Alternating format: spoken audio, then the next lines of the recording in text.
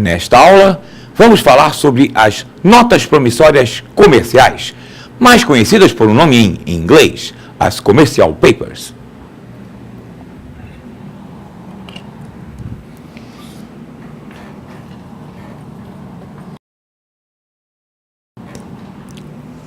As Commercial Papers são valores mobiliários, são títulos emitidos pelas sociedades anônimas e, desse ponto de vista da sua característica, tem uma similaridade com as debêntures. São também títulos de dívida. É um título que a empresa emite e o adquirente recebe uma rentabilidade.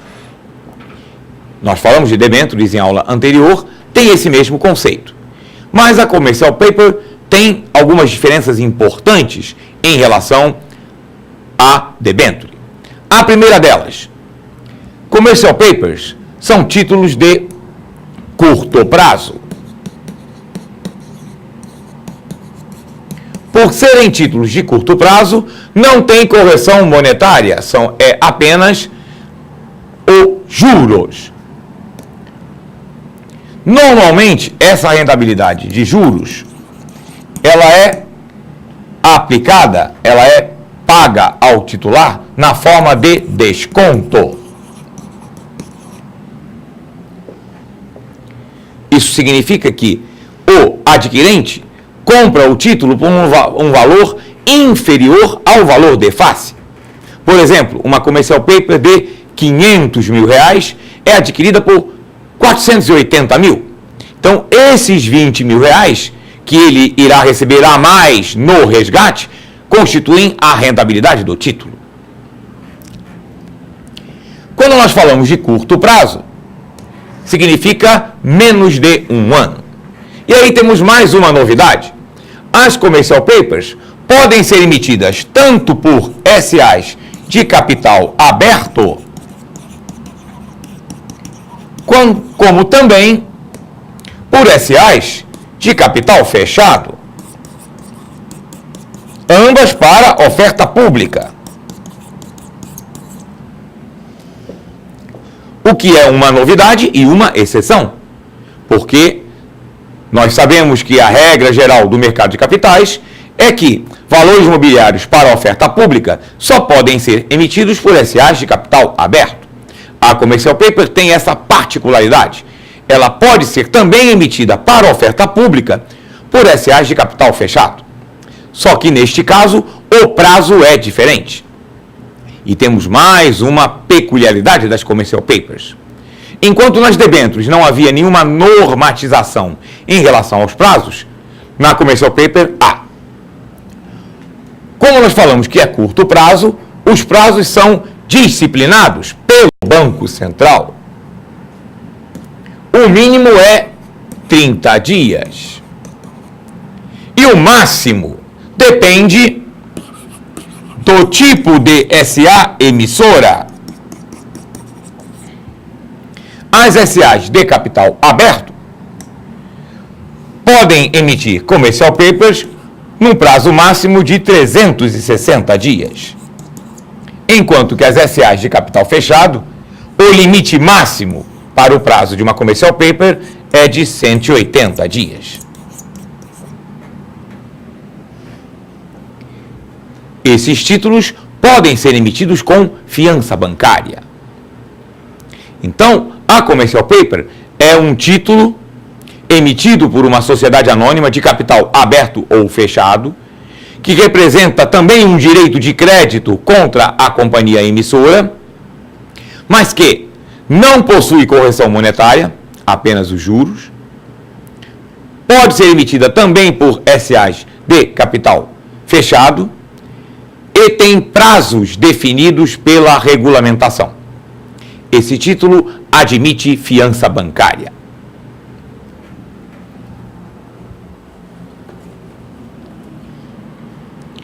Não pode ser oferecido por instituições financeiras.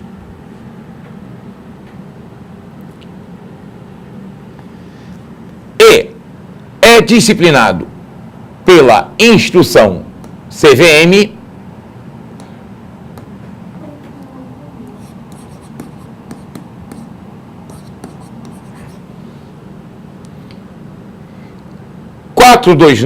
de 2006.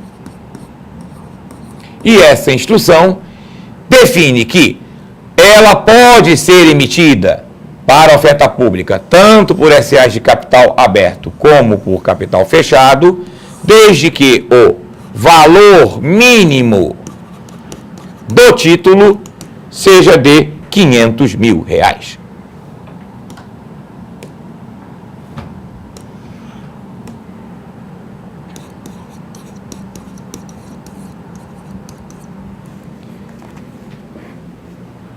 Eu não utilizei o exemplo de 500 mil à toa, é porque é esse realmente o previsto na normatização deste título, que é um valor mobiliário. Vamos agora tratar de outro assunto. Vamos comentar o mercado de seguros. Seguro, você sabe, é aquele instrumento que protege o segurado, a pessoa que contrata o seguro, quando acontece um evento desfavorável. Protege do ponto de vista de indenizar uma perda. Então, o seguro é uma operação na qual uma seguradora assume a responsabilidade, a obrigação de indenizar um segurado na ocorrência de um sinistro, na ocorrência de um fato que cause uma perda financeira, patrimonial. Relembrando que, para o conceito do mercado de seguros, a vida também é um bem com um valor patrimonial. Evidentemente que a morte não pode ser revertida, ninguém recebe a vida do seu ente querido de volta, mas o impacto financeiro daquela perda daquela pessoa pode ser reduzido, minimizado pela indenização decorrente de um seguro de vida.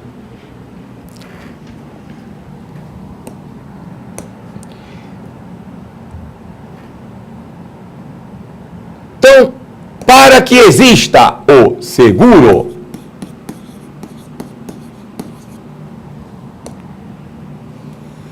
é necessário, primeiro, que exista um risco a ser coberto. Esse risco que está sendo incorrido por um segurado.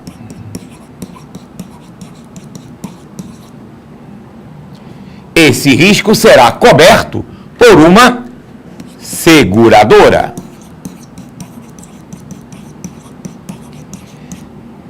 Caso o risco venha a concretizar-se, ou seja, venha se transformar num sinistro,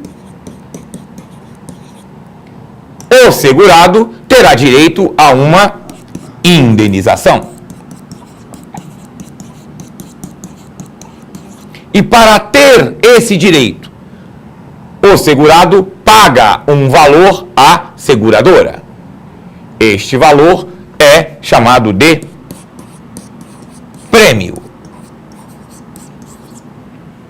Portanto, para que exista um seguro, é necessário a existência destes 5 fatores: a seguradora, o segurado, um risco de ocorrência de um sinistro, um prêmio a ser pago pelo segurado e uma indenização fixada no próprio contrato de seguro. O contrato de seguro é um contrato bilateral, oneroso e da mais estrita boa-fé.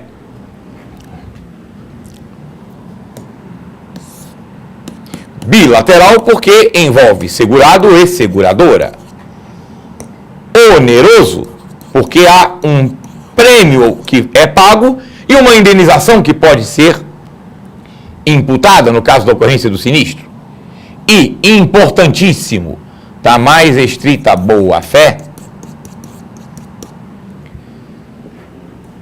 porque se pressupõe que o interesse do segurado é proteger-se contra o risco.